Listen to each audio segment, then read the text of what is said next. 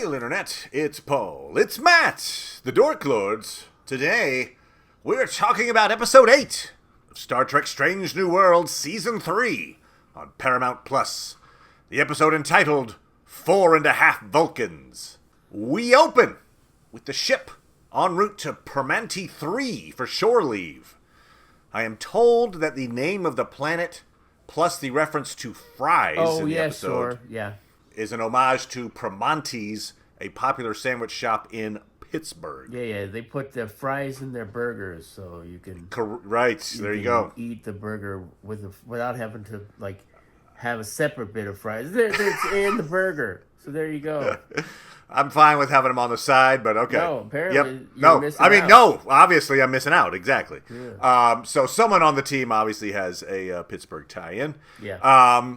But before the ship can arrive for said shore leave, they are diverted for a mission, which is actually resolved by the opening credits, but has the effect of turning Pike, Chapel, Uhura, and Lon into Vulcans. Sure. Hijinks ensue. Oh, yes, they do. We end with everyone deciding to revert back to their human selves. Sure, why not? And we get a series of scenes in which the cast reflects on their experiences, including Chapel making dinner for both Corby and Spock to apologize, which seems so cruel to Spock, but okay. I mean, invite your ex to watch you kiss and make up with your current love interest. He looks away, Yeah, I mean, just apologize to him separately. Yeah, you call in one. Okay, anyway, no, it's fine. Anyway.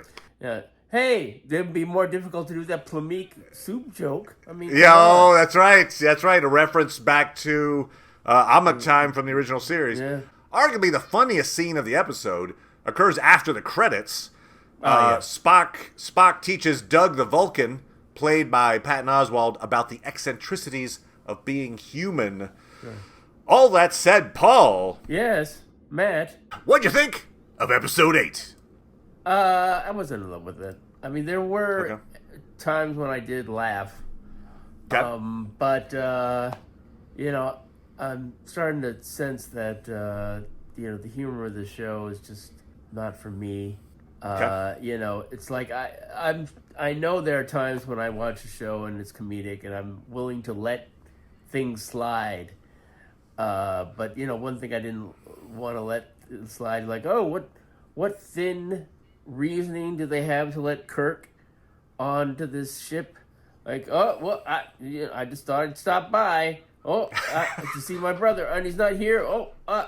Maybe I'll hang out with Yeah, actually, one of the most whereabouts unknown characters is Kirk's brother. I mean, Sam, we've seen him briefly. Yeah. We've seen Sam a couple of times, but for a guy who's on the ship, he's on the crew, he's related to Kirk. Yeah. Kirk is getting more time than the brother who's actually on the crew. But anyway, okay. Yeah, so it's very sitcom-y with the whole the boss has to come around so we can have dinner and blah blah blah. Yeah, but like I said, there were times when I laughed, and I know there are people who really did enjoy it. What did you think? Did I ruin it for you by? True. So Paul typically watches these things before I do. And so what'll happen is typically I'll get a text that'll just give a one line where Paul will give me his impression of what he has just seen. So in this case, I got a text from Paul that said, "Whew, another misguided Strange New Worlds." So, all right. So I was like, okay, all right. I'm guessing, Paul, you weren't crazy about it. I think I'm similar to you in that there were some moments that were funny. As I say, I thought the funniest part was actually that end credits bit. I mean, there's that bit where within that montage, Spock is teaching Doug the high five. So it's like, high five. Yes. Now down low, and then he moves the hand. Why would you do that? Because you are too slow. And then the reverse is when Doug figures it out. He's like, high five, down low.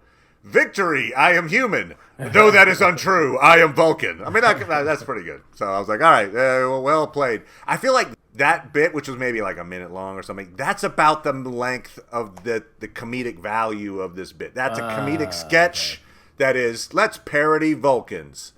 Bing! So it's just an episode-long comedy sketch. Yeah. And I think I had the same problem with Space Adventure Hour. I think if we look back at that recap, I think I mentioned, hey, it's a fun idea, but it's just too long. It's like the comedic value runs out, and then you're just kind of spinning your wheels, continuing the premise. Yeah, I don't know. I mean, I feel like maybe when I think back to that, if the weight of the humor is, look, we did it, and not trying to find, real character moments as opposed to all this, we're Vulcan and therefore we think we're superior. And it's like, oh, that's the joke. Okay. Yeah. I mean, they basically, the writers lampshaded the concept by saying, hey, these over-the-top Vulcan parodies that we're doing is based on Spock's perception of Vulcans. The serum we gave you injected his perception of Vulcans, and that's why they became. I believe that was one line in there where they kind of threw that in and be like, aha! Yeah. So see, that's why. So that's our explanation. The perception, right? Sure. Exactly. So it's like, okay, yes, you've created the scenario where you can get this sketch across. So they did that, and that's it within their right. I mean, they asked us, as you mentioned, that we had to disregard a lot of inconsistencies, plot wise, character wise, so they could do this sketch, which is, again, that's perfectly in their purview to do. It's just, okay, you do that a little bit at your peril. Over a while, you're like, how many ways are we disregarding this? Do we now just disregard this episode? Yeah, but the moments when I laughed was when they were going down to the planet, and Pike has to say, 4.5 Vulcans to beam down. Oh, yep. So I laughed at that. Oh, and when Una Chin Riley, when she was with Doug. With Doug? And she told Doug that she's married and they have kids. And he's like, I was hoping we can be together. And she's like, oh, maybe we can find an hour. It's like... So I laughed at that. It kind of made me wonder why aren't they together? Yeah. But yeah, anyway. Yeah, well, by the episode's end, she gives in. Yep. That was okay. Actually, I think Patton Oswalt was probably the best on-point comedy stuff about this episode. It was nice that he was a Vulcan, but he was so obsessed with humans. Right, which is, I think, maybe the point of it. Stereotypical Vulcan. Yeah. And, I feel as if that sort of nuance would have been better than having all these cliches with these characters. Spend a little more time with that. Because I feel like, the episode, if I were to try to, what was it about? Yeah. I think mainly it was about Spock being made to feel inferior for his human side. Sure. Until we get this end credit scene and we get this, acceptance. There's a Vulcan who accepts Spock and is actually really impressed that he's got this ability to have this human side. So that was a good moment, a good theme. And I'll give it credit. I think the fight turned dance scene in Lan's Mind Palace was a pretty solid concept, and it was fairly well executed. And, which ultimately led to her choosing to, reject being a Romulan and decide to go back to being human. Yeah. I can, it's funny. Yeah, I think I may have said, this is clever. And it's like, okay, well, maybe it was clever when West Side Story did it, but...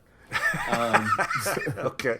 Interesting that the show chose not to include anyone else's epiphany moments. Right. Like when they decided to return to their original selves. Yeah. I just thought that was a pretty good opportunity for character development in each of those. Like, what is it about this situation that makes me want to, return, reject by this Vulcan overlay I've got and go back to what I was before? Like, we didn't get that. They were just like, oh, we're all back except for Lan. And then we got to see this moment for Lan. So I think the comedy sketch part of it sucked up too much screen time for maybe those scenes. And it's funny, like when they have these comedic episodes, Anson Mount seems to be like, here's the chance for me to go all out. And here he was like, my concept, or at least the concept that I think I know what you're going to say, that Spock has for Vulcans is they're all robotic. Okay, the robotic. I thought you were going to go with Coneheads, because that's what I was. He sounded so much like Beldar. I am from France. That's kind of what he was objecting to me. But anyway. Yeah, I guess you could see it that way too. Yeah, because even to the point, for the moments that they did in the credits, I was like, okay, this is wearing thin on me already. Yes. Now, interesting. We did get that part of the episode involved Battelle having to put up with her boss, which is a Vulcan, and her love interest, who is now a Vulcan, and then she kind of just loses it. And I think we're getting the implication is that she is being affected by her Gorn DNA. Oh, I didn't get that. Maybe she's a little more aggressive. But I didn't think of that when I watched it. Okay, all right. Well, I was just thinking that maybe I'm trying to figure out where they're taking Battelle, where they're taking the Battelle character with this Gorn. And so I'm wondering if maybe, similar like Spock, maybe like 7 of 9, she's just going to become a Gorn human hybrid with the benefits and drawbacks of both species. Possible, but her behavior wasn't that. She was frustrated and Well, he's talking about how hard she hits, and then she's recounting the fact that she actually fought him when she had a Gorn mindset in the previous episode. So they're playing off the idea that not she's her getting angry, which obviously was warranted. Yeah, it was warranted for sure. I'm just throwing that out there that. Maybe that's the direction they're just going to go with. Like, okay, it's not going to have some kind of tragic ending or something. It's just going to be, she's a Gorn human hybrid, and so be it. Yeah, that could be.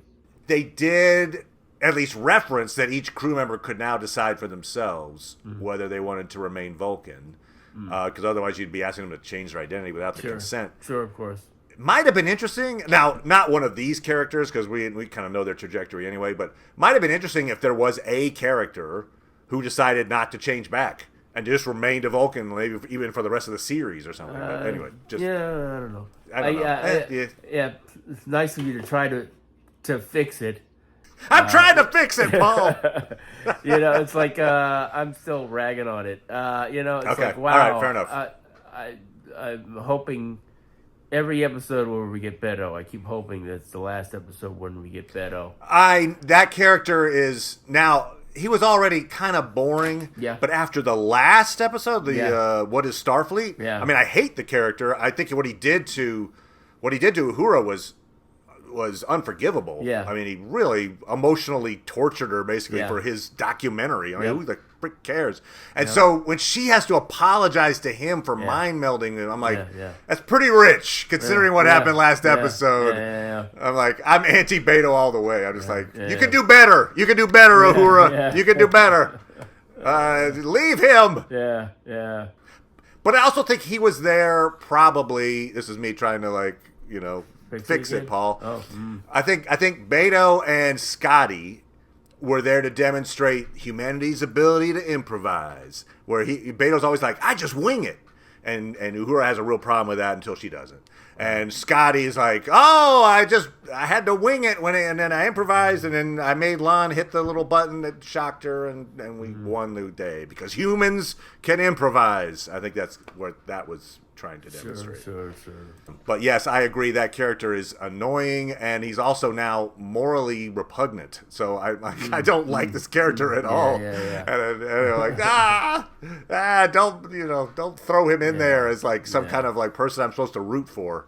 Yeah. Pelia's job seems to be more and more to deliver punchlines. Yeah, but even if, no matter what scene she's wacky in, way. Yeah, it's like it was. I think I enjoyed it when she had to pull out telephones to connect, but when she gives them a quiet room or wherever to talk, and and her little asides, I wasn't enjoying it. Yeah, she's not a character anymore as much as she's just like what character can we have voice this line? There we go. We'll put Pelia in there, and she'll break the tension or whatever. Yeah. As commenter Thomas pointed out, playing with Vulcan identity has been a popular source of comedy for this show. Sure. So you had Spock Amok, which switched Spock and T'Pring's minds. Yep. And then in Charades, Spock accidentally becomes fully human. Sure. That episode was also directed by the same director, Jordan Canning. Okay. Well, that's nice. So maybe because that one leads into this one, I'm wondering if that was kind of like why don't we just continue that episode I did. Interesting. I do generally like parodies. Galaxy Quest comes to mind as a good Trek parody. Sure. But I do feel like the show would wear out its welcome with me if it was primarily a comedy show. Yeah, it's nice to have comedy based around character, and this doesn't seem to legitimately be about character. Everyone takes on a different character. Right. I'm sure there's a moment when we sure learned why it was bad but to they're not also be yourself. Yes, for 90% of the time they're acting as though they were under the influence, essentially, of a spell, oh, I'm not in control of what I would normally do. Yeah. And so you're right. It's not character development in that situation. No, as much as it's just like, hey, wouldn't it be funny if Pike was really obsessively cleanly or whatever? I don't know. Yeah. I think the comedy what if scenario curveball to an action adventure series can be effective, but if it starts getting diminishing returns, just if you do it over and over again. In this case, I don't know that I would call Wedding Bell Blues a parody so much, but it was comedic certainly, and maybe a bit of a parody. So you've had that. If you count that in, that's 3 of this season's 8 episodes. That's a little high on the percentage. I just feel like, especially since they don't really seem to be landing. Then it's funny. I guess it makes you want to think about certainly the comedic one where we got the crew members from Lower Decks. I thought that was a successful comedy. But I should look through those episodes more to see if because I feel like there's at least one more comedic episode that I enjoyed, but it's far easier to remember the ones I didn't. Yeah, I gotcha. This feels inconsequential. Yeah, let's see with these last 2 episodes. I'm gonna guess the last 2 episodes will not be in the comic variety. That this is the last comedy of this season. Yeah.